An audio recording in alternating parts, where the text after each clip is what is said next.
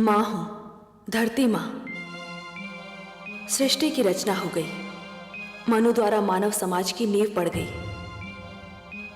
भगवान विष्णु ने जब माता लक्ष्मी से यह कहा था कि उन्होंने मानव की रचना अवश्य की है, मानव इतिहास की रचना का कार्य तो उन्होंने स्वयं मानव पर छोड़ दिया है, तो वास्तव में इसका अर्थ यह था कि जब तक मानव अपने विवेक का प्रयोग नहीं करेगा, अच्छे बुरे को पहचानने की शक्ति नहीं प्राप्त करेगा, तब तक वो अपना आदर्श इतिहास नहीं बना पाएगा। विवेक अपनी इच्छाओं पर विजय का दूसरा नाम है। शक्तिशाली महाराज यही ना कर सके। विश्व को जीतकर भी वो अपने मन से हार गए। सुरुचि पर मोहित होकर वो अपना कर्तव्य भूल गए और महारानी सुनीति से अन्याय कर बैठे। उनकी इस भूल का क्या परिणाम होगा, ये सोचकर मैं स्वयं भयभीत हूं।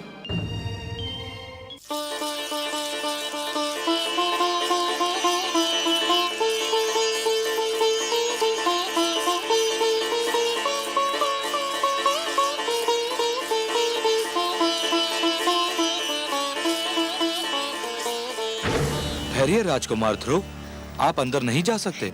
क्यों नहीं जा सकता? मुझे पिता महाराज से मिलना है। महाराज का आदेश है कि अंदर किसी को न आने दिया जाए। मैं राजकुमार हूँ और मेरा आदेश है कि मुझे अंदर जाने दिया जाए। सूर्य के प्रकाश को धरती पर पहुँचने से कोई नहीं रोक सकता। पिता और पुत्र के बीच में कोई नहीं आ सकता। हम महाराज के आदेश की अनदेखी नहीं कर सकते। और राजकुमार के आदेश की अनदेखी कर सकते हो? यदि हमने आपको जाने दिया तो महाराज हमें दंड देंगे। अगर तुमने मुझे रोका तो मैं तुम्हें दंड दूंगा। महाराज के डर से तुमको मैं बचाऊंगा, परंतु मेरे डर से तुमको कोई नहीं बचा सकता। पिताश्री, पिताश्री, पिताश्री।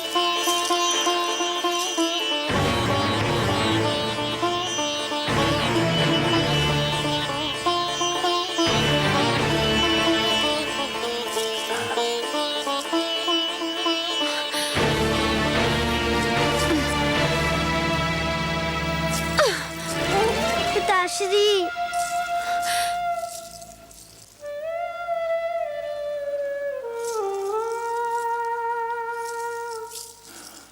आप इतना बदल गए पिताश्री, विश्वास ही नहीं होता। मैं तो आपका बड़ा लाडला पिता था, कितना प्यार करते थे आप मुझसे, और आज आपके सामने मुझे धिक्कारा गया और आप चुप रहे। जब आप युद्ध से लौटते थे तो सीधा माताश्री के पास जाते थे। आपकी बार आप मुझसे मिलने भी नहीं गए, ऐसा क्यों है पिताश्री? महाराज से क्या पूछता है? जाकर अपनी माता से पूछ कि महाराज जब उसके पास क्यों नहीं आते। आप भी तो माता है, आप भी बता दीजिए ना। मैं तो तेरी छोटी माता हूँ। माता छोटी बड़ी नहीं होती, माता तो बस माता होती है। आप स्वयं को छोटी क्यों कहती है? तो सुन, तेरी माता के दिन बीत गए।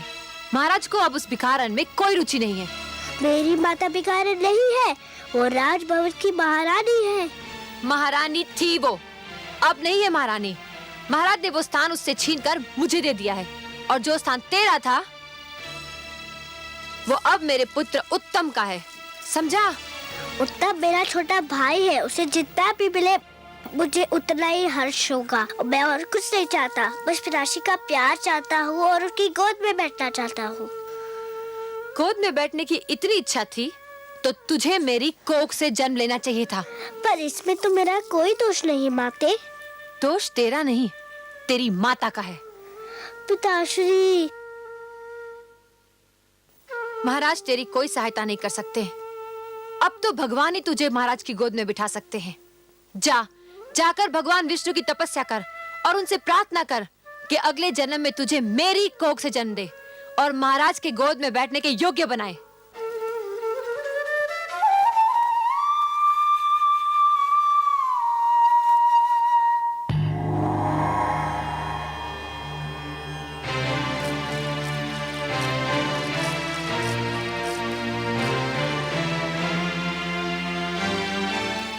आंखें खोलिए परम श्रेष्ठ,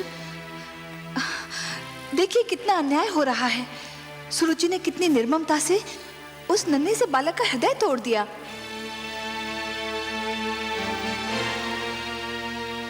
देख रहा हूं महादेवी। देख रहे हैं और फिर भी मौन है। यही तो उत्तानपाद भी कर रहा था। मैं तो देवलोक की हूं, मुझ में ये साधारण मानवीय भावनाएं नहीं होनी चाहिए थी, किंतु ध्रुव के साथ हो रहे दुर्व्यवहार को देखकर मेरा भी मन भर आया है। आपका मन इसलिए भर आया है देवी कि आप स्वरूप में नारी हैं और हर नारी में एक माता छिपी होती है। दया, करुणा और ममता नारी की विशेषताएं हैं। नारी तो सुरुचि भी है त्रिलोकीनाथ, किंतु विश्वास नहीं होता कि इतनी सुंदर नारी का मन इतना कठोर भी हो सकता है। हर वस्तु जो चमकती है वो कुंदन नहीं होती देवी। आवश्यक नहीं कि हर सुंदर स्त्री का मन भी कोमल हो। सुरुचि लालसा की मूर्ति है, परंतु ध्रुव के साथ जो कुछ हो रहा है उसमें सारा दोष सुरुचि का नहीं है। सबसे बड़े दोषी तो महाराज उत्तानपाद हैं। परिवार मानव समाज की सबसे छोटी परंतु सबसे महत्वपूर्ण इकाई है। हमने पृथ्वी पर रहने वालों के लिए कुछ नियम दिए हैं और उनके अनुसार एक पिता परिवार का स्वामी होता है। पुत्र को प्यार देना, उसका संरक्षण करना पिता का कर्तव्य है। परंतु महाराज उत्तानपाद सुरुचि की सुंदरता पर मोहित होकर अपने कर्तव्यों से मुख मोड़ रहे हैं देवी। एक पिता ब्रह्मा भी होता है और विष्णु भी। वो जन्म भी देता है और पुत्र का पालन पोषण भी करता है। उत्तानपाद ने ब्रह्मा का धर्म तो निभाया, परंतु हमारा धर्म नहीं निभा पाए। तो फिर अब क्या होगा नारायण? मानव स्वभाव में संघर्ष की शक्ति भरी है हमने। ध्रुव को भी हमने इसी शक्ति से संपन्न किया है देवी। किंतु हे सर्वश्रेष्ठ, ध्रुव तो अभी बहुत छोटा है, उसमें संघर्ष शक्ति हो भी तो वो उसका प्रयोग कैसे करेगा? देवी, संघर्ष का संबंध आयु से नहीं, इच्छा शक्ति और मन की लगन से होता है। भड़कती हुई ज्वाला पहले छोटी सी चिंगारी ही होती है। ध्रुव भी एक छोटी सी चिंगारी के समान है। यदि उसे भड़कती ज्वाला बनना है तो उसे स्वयं की शक्ति को पहचानना होगा। आप स्वामी हैं, विश्वेश्वर हैं। आप जो कहते हैं उसका भेद भी केवल आप ही जानते हैं।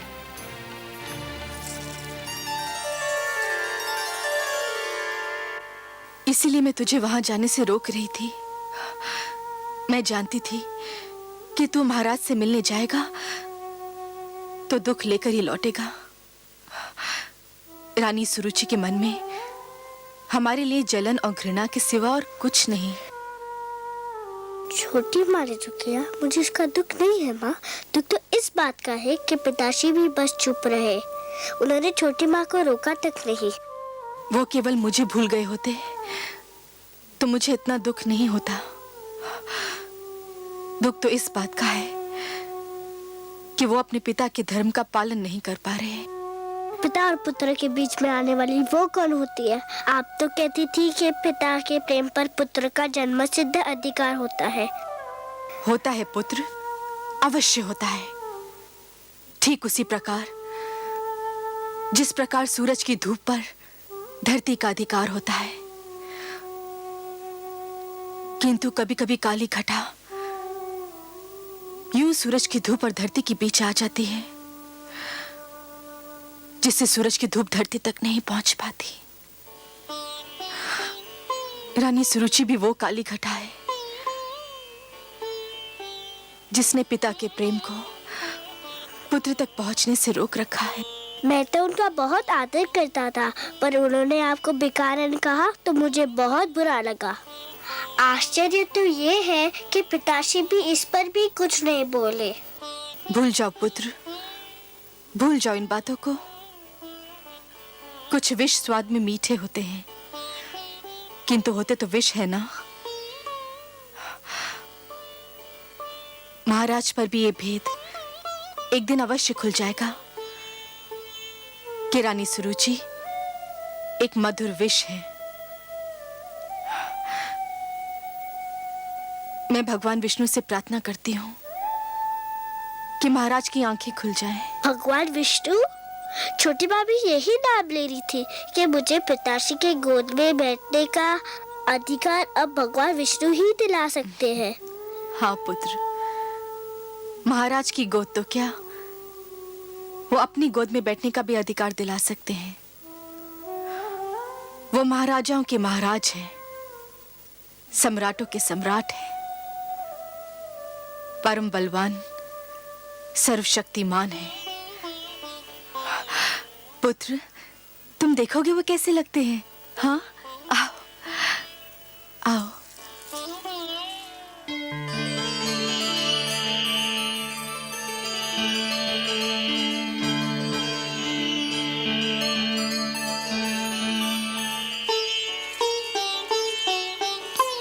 प्रणाम करो बेटा।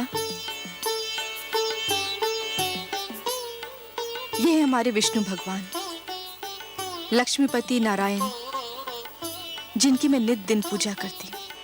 मैं भगवान विष्णु के पास जाऊँ कब आते? चले जाना पुत्र, अभी तुम छोटे हो, बड़े हो जाने के बाद अवश्य चले जाना उनके पास, वो सब ठीक कर देंगे। रात्रि हो गई है, चलो चल के सो जाते हैं।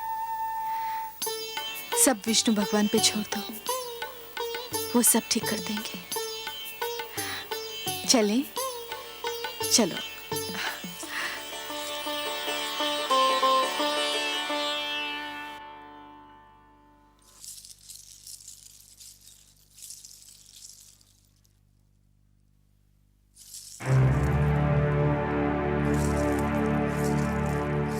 कहाँ चले महाराज? अभी तक हम महारानी सुनीति से नहीं मिले। वो हमारी राह देख रही होंगी।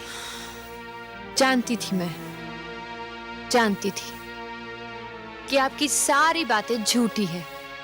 आपका प्यार भी एक दिखावा है। कौन सी बातें झूठी थी? यही कि सुरुचि, तुम्हारे पास आकर मैं सारे संसार को भूल जाता हूँ। सब झूठ। संसार तो क्या, आप एक नारी को नहीं भूल पाए। रह रहकर उसका प्रेम आपके मन को बांध लेता है। मुझसे तो बस 4 घड़ी का ही प्रेम है आपको। यह बात नहीं है सरुचि। तुम अच्छी तरह से जानती हो कि हम तुम्हें कितना प्रेम करते हैं। प्रेम ना करते होते तो महारानी सुनीति का अधिकार तुम्हें क्यों देते? परंतु इस राजमहल में कुछ तो अस्तित्व है उसका। और फिर ध्रुव के साथ भी। क्या हुआ ध्रुव के साथ? मैंने तो कुछ नहीं किया, बस उसे बता दिया कि अब उसका और उसकी माता का क्या स्थान है। और यह स्थान आपने मुझे और मेरे पुत्र को स्वयं अपनी इच्छा से और मन से दिया है। तो फिर क्या हुआ जो मैंने बता दिया? क्या मैंने झूठ बोला था? नहीं, झूठ नहीं बोला था। जो भी कहा सत्य ही कहा था। परंतु यह आवश्यक तो नहीं कि सत्य कठोरता से ही कहा जाए। सत्य कोमल और सहज ढंग से भी बोला जा सकता है। सरुचि, ध्रुव एक बच्चा है, उसके प्रति इतनी कठोरता? आप बातें मत बनाइए, खुलकर कहिए ना कि अब पहली पत्नी और उसके पुत्र का मोह आपसे दबाए नहीं दब रहा है। उनसे मिलने, उनके पास जाने की इच्छा आपके मन में अंगड़ाइयां ले रही है। और सुनीति से दूरी अब आपसे सहन नहीं हो पा रही। तो जाइए, तुरंत जाइए ना। मेरे भाग्य में तो अकेले रहना ही लिखा है। अब मैं आपको नहीं रोकूंगी। जाइए जाइए। और मैं हूँ भी कौन आपको रोकने वाली? अरे ये क्या, आप तो अकारण रोने लगी। अकारण? जो हर पल आपके पास रहना चाहती हो, उसे छोड़कर आप जाएंगे तो रोना नहीं आएगा? अच्छा चलो, आप जीती, हम हारे। अब आपको छोड़कर हम कहीं नहीं जाएंगे।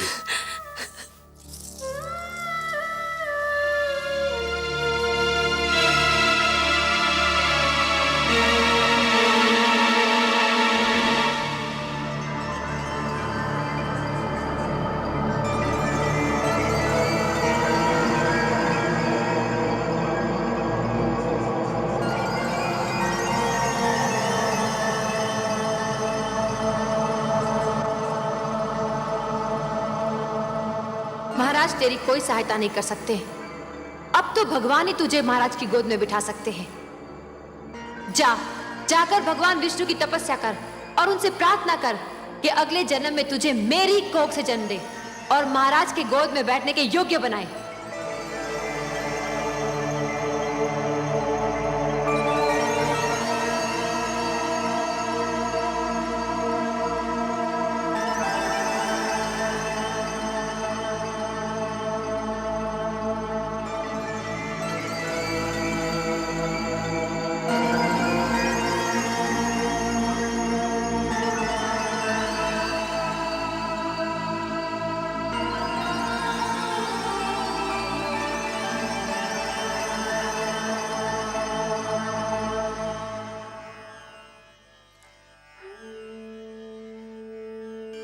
वो महाराजाओं के महाराज हैं, सम्राटों के सम्राट हैं, परम बलवान, सर्वशक्तिमान है।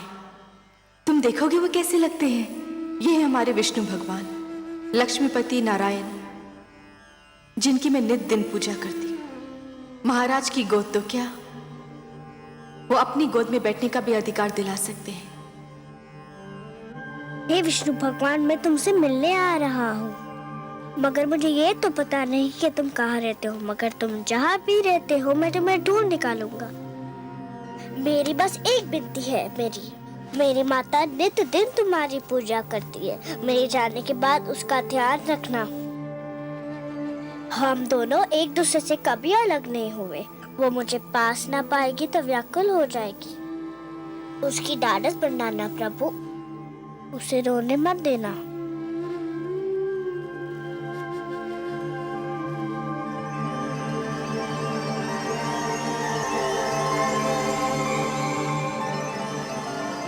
मैं तुम्हें सोता छोड़कर जा रहा हूँ, क्षमा कर देना मुझे। तुम जागती होती तो मुझे कभी ना जाने देती। पर देखो मुझे न पाकर व्याकुल मत होना। मैं भगवान विष्णु को ढूंढने जा रहा हूँ। वही तुम्हारा खोया हुआ स्थान दिलाएंगे और मुझे भी। मैंने भगवान विष्णु की मूर्ति से कह दिया है कि वो तुम्हारा ध्यान रखे। मुझे विदा दो माते, मुझे विदा दो।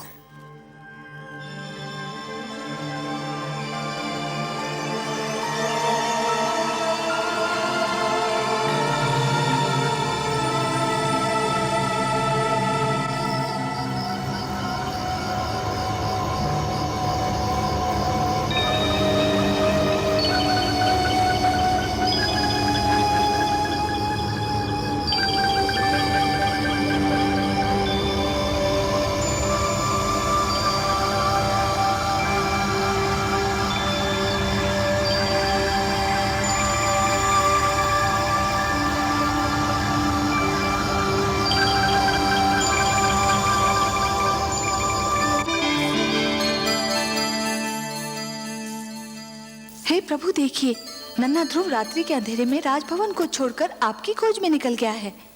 हाँ देवी, वो अपने मन की लगन को दबा नहीं पाया। परंतु हे सर्वव्यापी, वो तो क्षीर सागर का मार्ग भी नहीं जानता। देवी, एक यात्री के लिए सबसे कठिन क्षण वो होता है जब वो किसी अनजान यात्रा के उद्देश्य से मार्ग पर प्रथम पग धरता है। फिर तो मार्ग में सहस्त्रों घने पेड़ मिल जाते हैं जो उसके पैरों तले शीतल छांव बिछाने को तैयार रहते हैं। फिर मार्गदर्शक भी मिल जाता है, और मार्गदर्शक तो गुरु होता है देवी।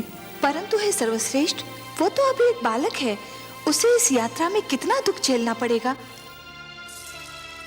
महादेवी, बूंद जब किसी मेघ की गोद से निकलती है तो उसके मन में असंख्य आशंकाएं होती हैं।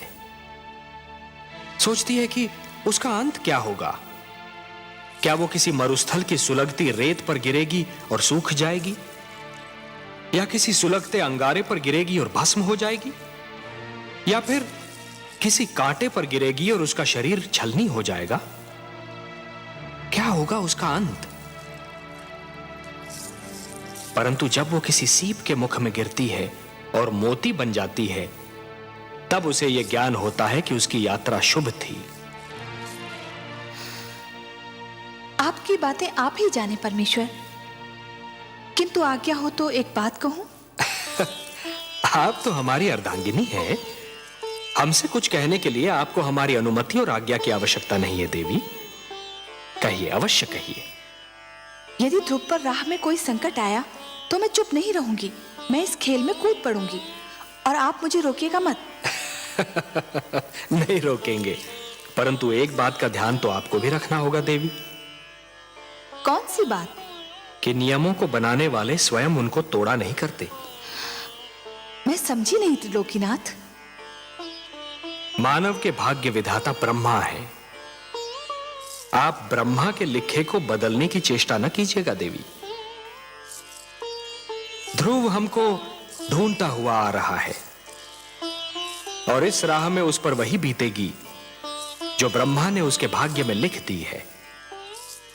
वो हम तक पहुंच पाएगा या नहीं, ये तो केवल ब्रह्मा ही जाने। परंतु इस बालक के लिए आपके मन में इतना स्नेह क्यों उमड़ रहा है देवी? मैं नहीं जानती प्रभु, पर न जाने क्यों ऐसा लगता है जैसे ध्रुव मेरी ही संतान हो। इतना महान स्थान दे दिया उसे आपने। क्यों? क्या वो इस स्थान के योग्य नहीं? इतनी छोटी सी आयु में इतना बड़ा निर्णय, इतना दृढ़ निश्चय, ये सब महानता के लक्षण नहीं है तो और क्या है? उसे अपनी महानता सिद्ध तो कर लेने दीजिए। अवश्य, परंतु ध्रुव पर अगर कोई संकट आया तो मैं सहन नहीं कर पाऊंगी। ऐसा कब तक चलेगा दलनायक जी? क्यों, क्या हुआ? क्या हुआ? अरे इतने दिन हो गए कोई भी यजमान हाथ नहीं आया। अगर यही दशा रही तो हम सब भूखे मर जाएंगे। बात तो तुमने ठीक कही है मित्र, पर क्या किया जाए? लगता है यात्री ये मार्ग ही भूल गए हैं। इतने लोगों को लूटा है हमने कि लोगों ने इधर से आना जाना ही छोड़ दिया है। अरे वो देखो! अरे शिकार आ गया।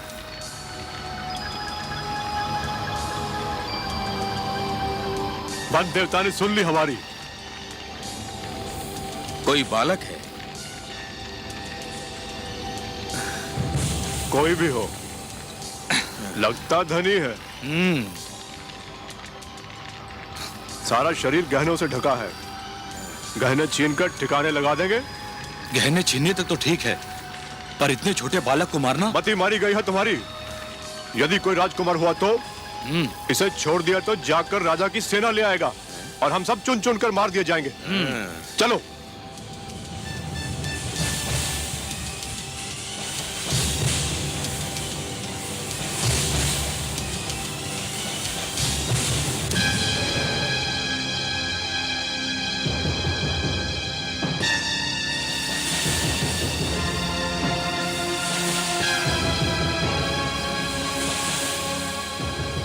कौन है आप लोग? हम डाकू हैं। क्या चाहते हैं आप लोग? तुम्हारे आभूषण, अपने आभूषण उतार कर हमें दे दो। ले लीजिए, केवल मुझे एक बात बता दीजिए। क्या बात? मैं अपने सारे आभूषण आपको दे दूंगा, मुझे बस ये बता दीजिए कि भगवान विष्णु कहाँ रहते हैं। भगवान विष्णु? हाँ, मैं उनसे मिलना चाहता हूँ। आपको तो पता होगा कि वो कहाँ रहते हैं। हाँ, क्यों नहीं, क्यों नहीं। हम तुम्हें जरूर उनके पास ले चलेंगे, पर पहले अपने ये आभूषण हमें दे दो।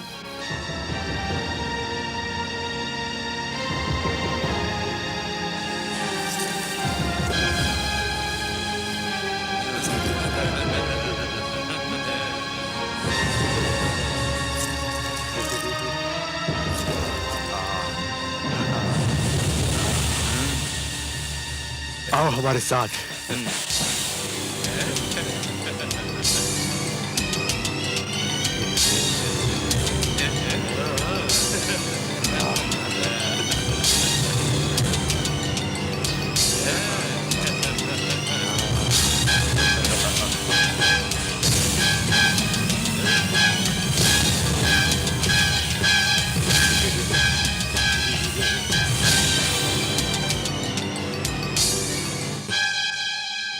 यहाँ से तुम सीधा विष्णु के पास पहुंच जाओगे।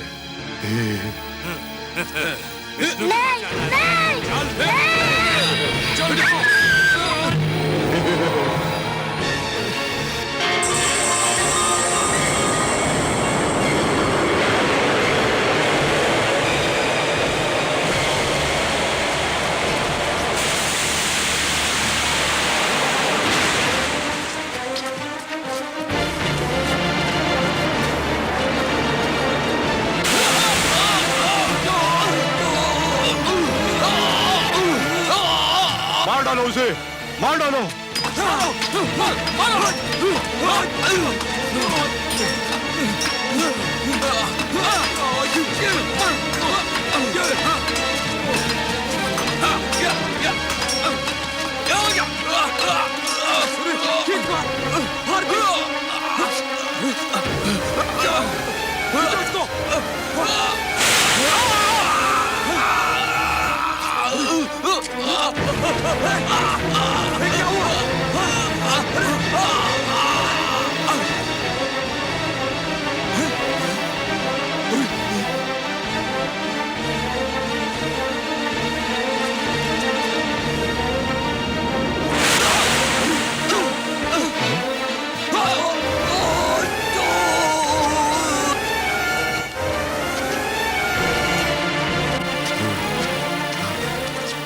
सांप को ढूंढो, उस बालक को भी ढूंढो। वो देखो,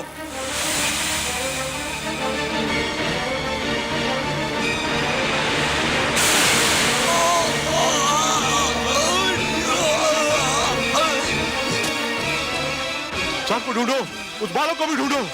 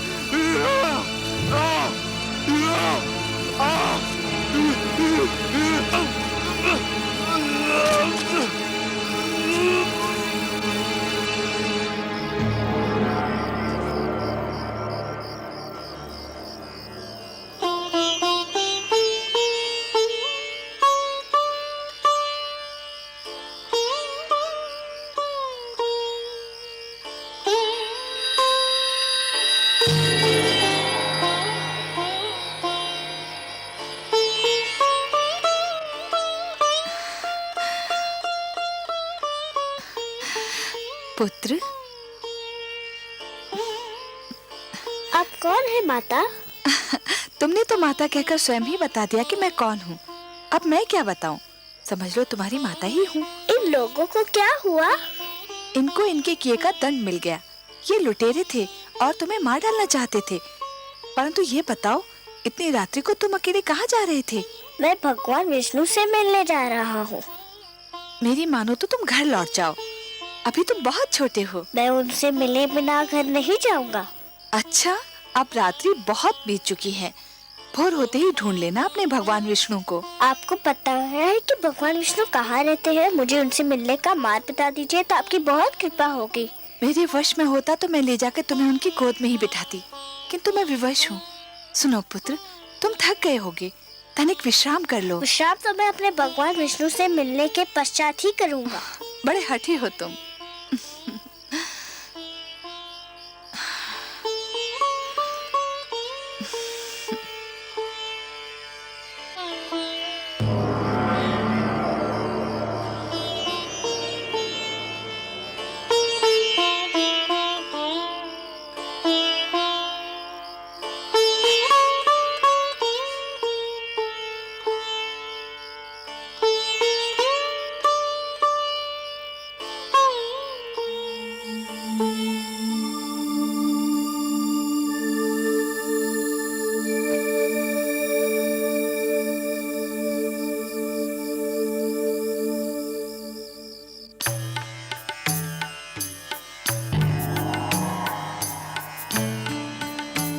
आइए महादेवी, आइए।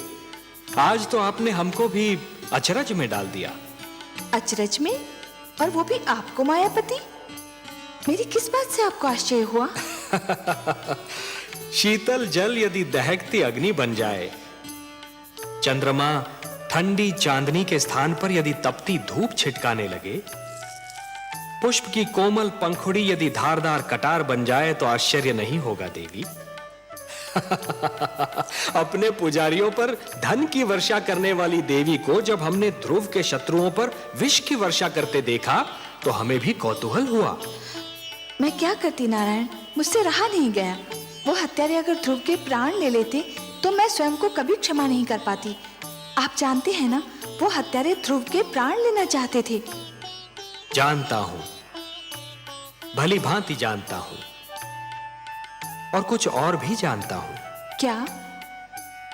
यही कि हो सकता है कि विधाता ने ध्रुव के भाग्य में यूं मरना लिखा ही न हो। उसके भाग्य में यह लिखा हो कि आप उसके प्राणों की रक्षा करेंगी और अपने ममतामयी हाथों से उसे थपकियां देकर सुलाएंगी, क्योंकि देवी होता तो वही है जो भाग्य में लिखा है। मैं नहीं जानती, लेकिन उस बालक को देखकर मेरे मन में ममता का सागर उमड़ने लगता है। नारायण, वो कितनी लगन से आपको ढूंढ रहा है। आप स्वयं जाकर उसे अपने दर्शन क्यों नहीं देते? हम विधाता के कार्यों में हस्तक्षेप नहीं कर सकते देवी। विधाता के कार्यों में हस्तक्षेप नहीं कर सकते। ध्रुव को वो सब मिलेगा जो उसके भाग्य में लिखा है। आपका लाडला अब जागने वाला होगा, धरती पर भोर होने वाली है। भोर होते देखकर मेरा मन कांप रहा है। क्यों देवी, किस कारण? भोर हुई और सुनीति ने अपने लाल को ना पाया तो उसकी क्या दशा होगी? वो तो दुख से पागल हो जाएगी।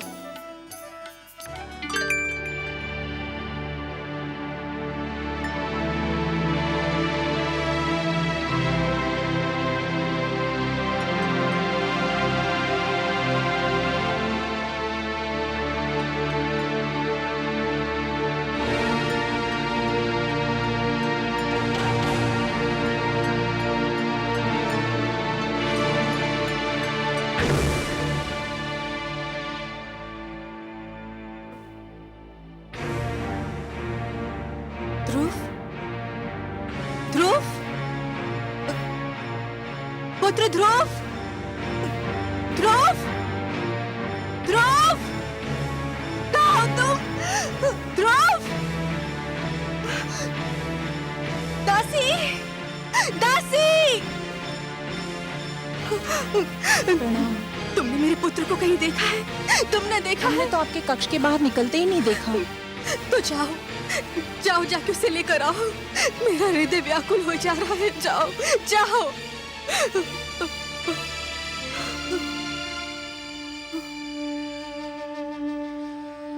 महाराज ध्रुव को अवश्य ढूंढ निकालेंगे। हाँ, मुझे महाराज के पास जाना चाहिए। मुझे महाराज के पास जाना चाहिए। क्षमा करें महारानी, किंतु आप महाराज से ना मिले तो अच्छा है। ना मिलूं उनसे? क्यों ना मिलूं उनसे? पता नहीं वो आपसे मिले भी या ना मिले। रानी सुरुचि भी उनके पास उनके कक्ष में है। रानी सुरुचि ने आपसे ना मिलने दिया तो आपको दुख होगा। संतान की खो जाने से बड़ा दुख और क्या हो सकता है? इससे बड़ा दुख मुझे और कोई क्या दे सकता है?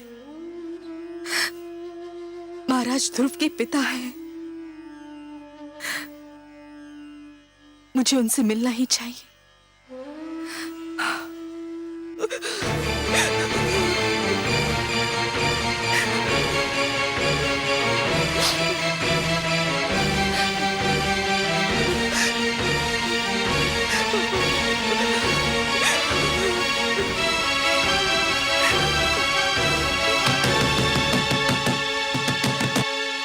महाराज,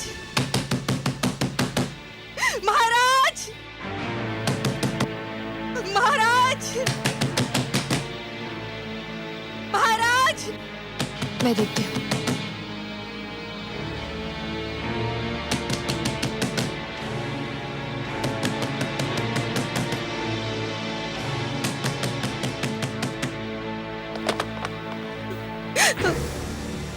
महाराज, महाराज, महारानी सुनीति, क्या बात है? क्या हुआ? महाराज, हमारा पुत्र ध्रुव। क्या हुआ पुत्र ध्रुव को? बहुत बड़ा अनर्थ हो गया। न जाने कहाँ चला गया हमारा पुत्र, न जाने कहाँ चला गया ध्रुव। चला गया? कहाँ चला गया? कहाँ चला गया होगा? अरे यही कहीं राजभवन में खेल रहा होगा। दासियों ने राजभवन का कोना कोना छान मारा है, उसका कहीं पता नहीं चला। महाराज, आप उसे ढूंढ निकालिए, नहीं तो मैं रो रो के अपने प्राण दे दूंगी। महारानी सुनीति, महाराज उसे कहाँ ढूंढेंगे? आपका पुत्र आपके पास था, महाराज को क्या पता कि वो कहाँ होगा? महाराज, मेरा सब कुछ छीन लीजिए, किंतु मेरा लाल मुझे लौटा दीजिए। एक उसी का तो सहारा था मुझे, उसी का मुख तो देख देख के जीती थी मैं। धीरज रखिए महारानी सुनीति। कैसे धीरज रखूं? कैसे धीरज रखूं? उसने कहा था कि वो भगवान विष्णु से मिलना चाहता है। मैं समझी कि वो बचपने में कह रहा है। भगवान विष्णु से मिलने? हाँ, आपसे मिलने के पश्चात वो बहुत उदास हो गया था, न जाने कहाँ भटक रहा होगा वो। अगर वो मुझे नहीं मिला ना, तो मैं आपको कभी भी क्षमा नहीं करूंगी। मैं आपको कभी भी क्षमा नहीं करूंगी। मैं आपको कभी भी क्षमा नहीं करूंगी। महारानी सुनीति, महारानी सुनीति, महारानी सुनीति, महारानी सुनीति, महारानी सुनीति मूर्छित हो गई हैं। जल्दी से जल लेकर आइए। आपको दिखाने के लिए ढोंग कर रही है, ये सब आडंबर है।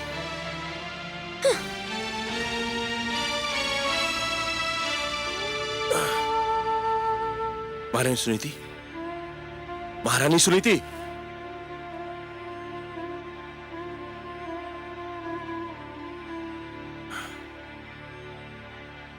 दासी, जल्दी से जल लेकर आओ। महारानी सुनीति,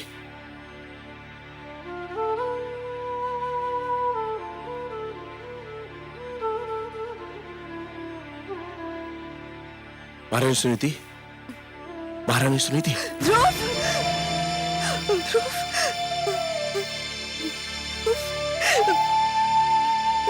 पुत्र ध्रुव।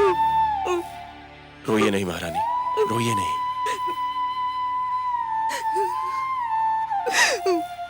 वो भगवान विष्णु से मिलने का हट कर रहा था।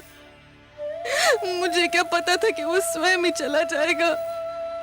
घबराइए नहीं महारानी, वो चला भी गया है तो बहुत दूर तक नहीं गया होगा। आप अपने कक्ष में जाइए, मैं तुरंत ही अपने सैनिकों को ध्रुव को ढूंढने के लिए भेजता हूँ। सैनिकों को भेजोगे? स्वयं नहीं जाओगे अपने पुत्र को ढूंढने? पिताश्री आप? पर तुम कैसे जाओगे? जो स्वयं मोह की राहों में भटक रहा हो वो किसी को क्या ढूंढेगा?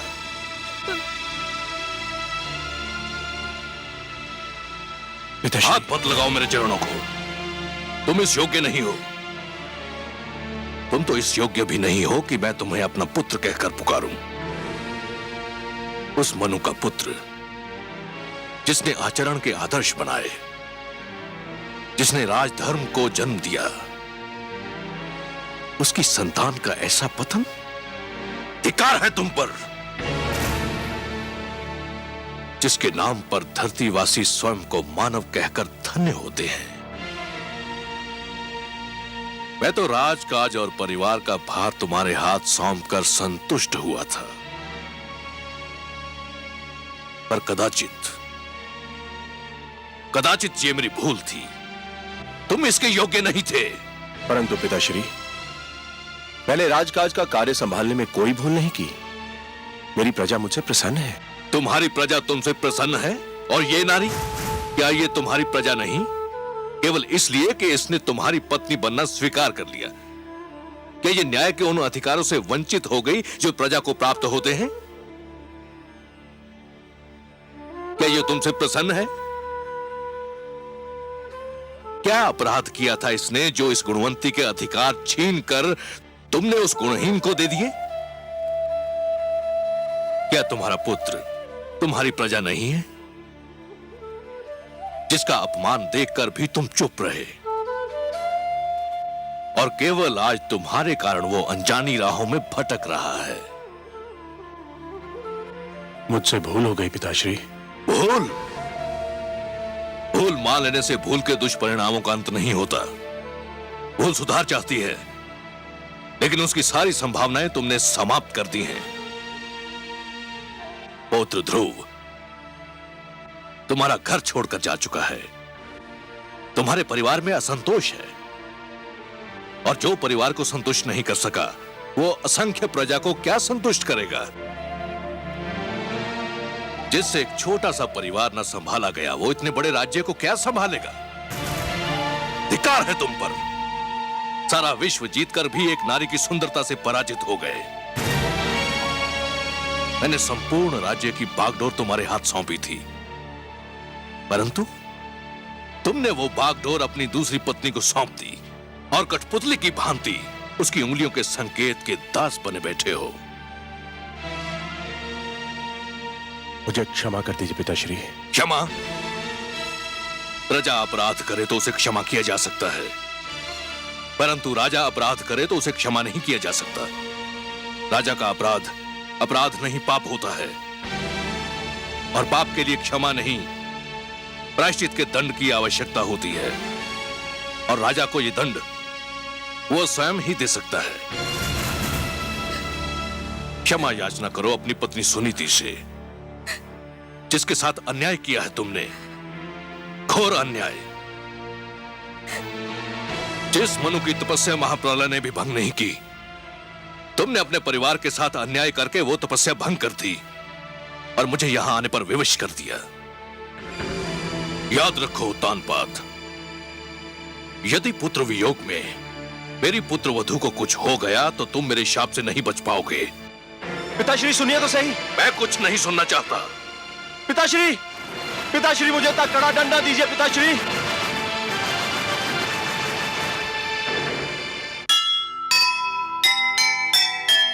बिन सोचे समझे करे कभी न कोई काम, जैसी करनी होएगी होगा वह परिणाम। विश्व विजेता की विजय आज हुई बेकार, जीत लिया संसार को गए स्वयं से हार, गए स्वयं से विष्णुपुरा विष्णुपुरा विष्णुपुरा प्रगटे कब तीन लोक, जन्म मृत्यु हर्ष शोक, पृथ्वी जल वायु गगन, प्रगटे कब ज्योत अगन। इस पुराण में है निहित जप तप और योग ध्यान। विष्णु पुराण